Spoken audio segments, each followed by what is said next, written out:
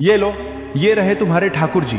ये कहकर पंडित ने एक अनपढ़ किसान को एक काला पत्थर थमा दिया। उसे क्या पता था कि वही पत्थर सच्ची भक्ति की सबसे बड़ी मिसाल बनने वाला है। ये कहानी है 15वीं सदी के राजस्थान के धुआं गांव के धन्ना भगत की। एक दिन धन्ना ने देखा कि पड़ोस का ब्राह्मण रोज एक काले पत्थर की पूजा करता है। उन्होंने पूछा, पंडित जी, ये क्या है? ये ठाकुर जी ने हंसते हुए कहा, ये ठाकुर जी हैं, इनकी पूजा करोगे तो सब कुछ मिलेगा। धन्ना की आंखें चमक उठी। मुझे भी दे दो एक ठाकुर जी। पंडित ने मजाक में एक काला पत्थर उठाया और कहा, लो, ये रहे तुम्हारे ठाकुर जी। धन्ना उस पत्थर को घर ले आए, उसे साफ किया, सिंहासन पर बैठाया और सेवा शुरू कर दी। सुबह उठकर नहलाते, फिर भोजन बनाकर सामने रखते। ठाकुर जी, आना खा लो।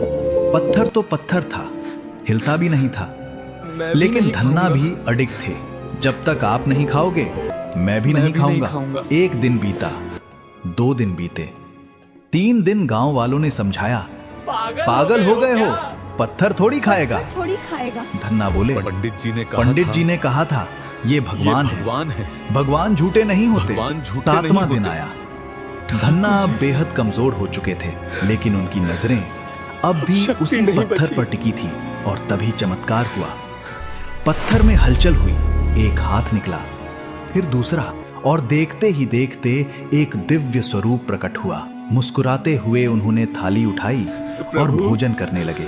धन्ना, तेरी जिद के आगे मैं हार गया। जब पंडित को ये बात पता चली, वो दौड़ता हुआ आया और देखा सच में भगवान उस किसान के घर भोजन कर रहे हैं। प्रभु, ये क्या देख रहा हूँ मैं? पंडित चरणों में गिर पड़ा।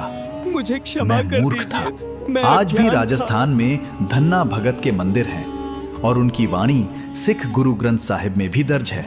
भक्त की जिद के आगे हारने वाले ठाकुर जी के लिए कमेंट्स में जय श्री कृष्ण जरूर लिखें।